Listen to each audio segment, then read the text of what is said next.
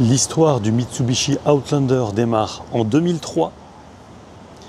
Il est renouvelé une première fois en 2006. Ensuite, première fois de son histoire où il est disponible en PHEV, donc en plug-in hybride. Là, on est en 2012. Et enfin, on arrive sur celui que vous voyez au fond et qu'on va découvrir en détail dans quelques instants. C'est le nouveau Outlander 2024 qui sera sur nos routes début 2025.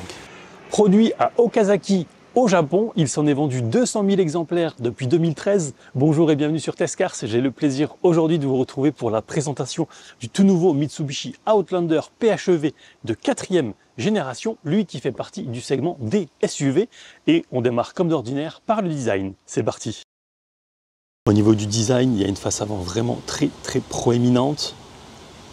Capteur, caméra juste en dessous du logo, différents capteurs, radar, caméra aussi.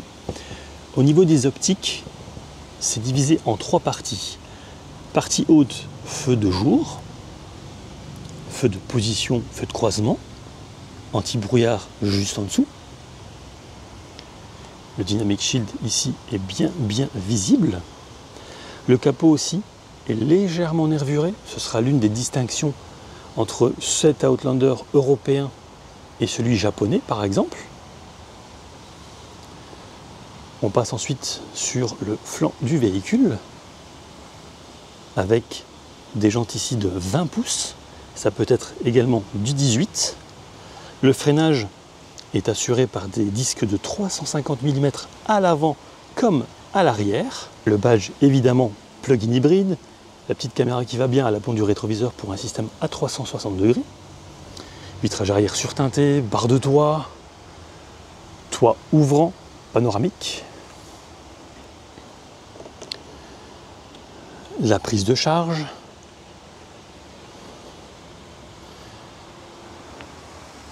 J'aime beaucoup aussi cet évasement d'aile. C'est pas trop musclé, au contraire, c'est un petit peu creusé, j'aime beaucoup.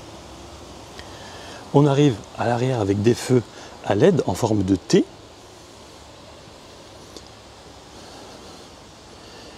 Sachez qu'il est possible de remorquer jusqu'à 1,6 tonne. La caméra, elle est déportée ici. Au niveau des dimensions, il mesure 4,71 m de long, 1,75 m de haut pour 1,86 m de large, l'empattement étant de 2,70 m. Parlons couleur, avec désormais 3 couches de peinture au lieu de 2 et 7 coloris différents, dont 4 bitons et une nouvelle couleur, le gris pierre de lune.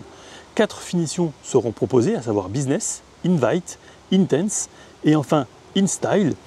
Et même, si certains clients le souhaitent, InStyle plus avec par exemple des sièges massants. Il y a une seule et unique option, la peinture Premium. On va maintenant parler motorisation, avec un capot qui ne dispose pas de vérin. Un petit peu mesquin, mais soit. Il s'agit ici d'un 4 cylindres de 2,4 litres couplé à 3 moteurs électriques pour une puissance combinée de 302 chevaux. La batterie de ce plug-in hybride étant de 22,7 kWh. Ça lui confère une autonomie d'environ 86 km en tout électrique pour des rejets de 18 g de CO2 au kilomètre. Mais attention, évidemment, le cycle d'homologation est réalisé avec une batterie pleine. Le chargeur embarqué est de 3,7 kWh. Et enfin, le poids du véhicule est à peine de plus de 2 tonnes à 2070 kg. Le réservoir est de 56 litres, ce qui lui permettrait théoriquement d'atteindre 844 d'autonomie avec un plein et une recharge. Le 0 à 100 est réalisé en 7 secondes 9 et il a différents modes de fonctionnement, EV, en série ou parallèle et plusieurs modes de conduite. Concernant les prises de charge, vous voyez, il y a type 2 à gauche, CHAdeMO à droite.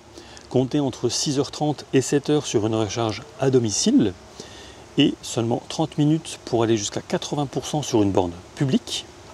L'Outlander peut en outre rouler jusqu'à 130 km/h en tout électrique. Vous voyez ici, c'est très bien fini sur la contreporte. Le réglage des sièges électriques. Ici par contre ça fait un petit peu cheap, c'est dommage.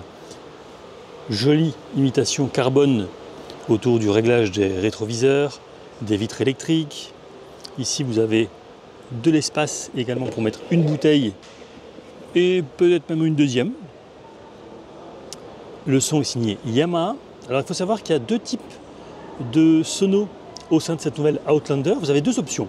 Le Dynamic Sound Yamaha Premium avec 8 haut-parleurs et aussi la version Ultimate avec 12 haut-parleurs. On a fait une expérience il y a quelques heures au sein de l'habitacle et franchement c'est extrêmement qualitatif. Vous le voyez ici, seuil de porte Outlander, siège électrique avec le réglage des lombaires. Cette version propose également le siège massant. Ils sont en outre chauffants et ventilés sur 3 niveaux. C'est très joli. Alors avant de m'installer à bord, je vais baisser le volume. Voilà. Ici vous avez réglage de la luminosité, l'ouverture de la trappe à carburant, du coffre, la programmation aussi de la charge. On peut enlever le câble. Le volant se règle manuellement en hauteur et en profondeur. À gauche, vous avez naturellement les commandes liées au feu. On va s'installer au volant, justement. Hop, voilà. Le volant, j'aime beaucoup vraiment la forme qu'il a parce qu'en fait, ça vous permet d'avoir différents types d'accroches. Vous pouvez vraiment mettre votre main ou vos mains sur le volant de différentes façons. Ça, j'aime beaucoup. Donc à gauche, ce sera le volume, par exemple. À droite, tout ce qui est lié au régulateur de vitesse, par exemple. Adaptatif, le téléphone en Bluetooth, la commande vocale. Derrière, vous avez évidemment un écran digital, facilement réglable, avec la commande qui est ici à gauche du volant. Alors on va revenir au menu principal, voilà. Avec la molette, très simplement, vous descendez. Donc ça, c'est lié à la direction. Ici, ce seront les informations liées à la conduite. Hop, on va faire le focus, voilà. On poursuit avec ici vraiment des données propres au véhicule 4 roues motrices, les flux d'énergie lorsque l'on est en mouvement, la musique, les différentes aides à la conduite, il y en a pas mal. Là vous le voyez par exemple, il y a l'alerte d'angle mort, le régulateur de vitesse adaptatif. À droite ce seront les réglages. Alors ici je vais essayer de mettre ça en français. Alors, est-ce que c'est facile? Je dirais peut-être ici, non. Application. Alors. On va aller sur les réglages. Voilà, ça doit être ici.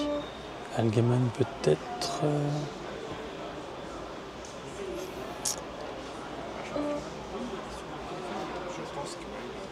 Alors, français, c'était juste là. Voilà. Donc grand écran. Voilà, on va mettre la navigation ici en plein écran. Vous avez donc évidemment des raccourcis avec l'écran principal splitté en 3, divisé en 3. La navigation, raccourci musique avec différentes sources sonores, le téléphone en Bluetooth et puis les applications, en sachant que le véhicule est compatible Apple CarPlay et Android Auto. En dessous, vous aurez la possibilité de régler la luminosité de l'écran, un bouton volume physique, musique, enfin piste arrière, piste avant, les caméras. Là, je dirais qu'à l'intérieur, la définition est correcte, sans plus à voir lors de l'essai dynamique. En dessous, j'aime vraiment beaucoup cette finition, c'est vraiment très joli. Plus bas, vous avez commande des sièges chauffants et ventilés. Le volant est également chauffant sur cette version. Commande de clim, bien entendu. Ensuite, vous avez là 2 prises USB-C, un allume-cigare, un petit chargeur par induction. Très joli sélecteur de vitesse avec la commande B pour optimiser la récupération d'énergie. Le One Pedal Drive, donc là, ça va vraiment freiner fort et vous pourrez quasiment conduire à une seule pédale. On force le mode EV. Frein de parking. Ici, en côte, ça vous permet par exemple de parculer. Les différents modes de conduite. Donc normal, éco, neige, mud, snow. Ici, c'est aussi le Hill Control descente. Donc ça va automatiquement ralentir le véhicule sans que vous ayez à intervenir sur la pédale de frein. Au niveau de la boîte à gants, Petite digression, c'est plutôt petit pour le segment, je trouve. De nouveau, un élément du système audio Yamaha. Autre chose aussi, je prends un petit peu de hauteur pour vous parler du rétro caméra, qu'on retrouve notamment chez Toy et d'autres. Ici, vous avez le pare-soleil avec le miroir qui est rétroéclairé. Enfin, en tout cas, il y a une liseuse. Commande du Vélum, du toit ouvrant, le bouton SOS. Chose pratique, c'est que vous avez aussi ici la place pour mettre des lunettes.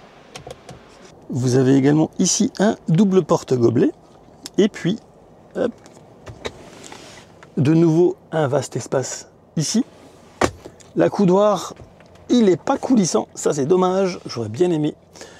Mais petit focus également sur le côté passager, avec un intérieur très très qualitatif, qui est orienté, comme disent les Japonais, omotenashi, une approche assez soignée des détails de l'accueil. Allez, je vous propose maintenant qu'on passe aux places arrière. Et petite chose aussi que j'ai oublié de mentionner, c'est que vous avez les palettes juste derrière le volant pour optimiser la récupération de l'énergie. Allez, on passe à l'arrière. Intégré au sein des portières, vous avez le store pare-soleil. C'est vraiment accueillant, c'est très joli.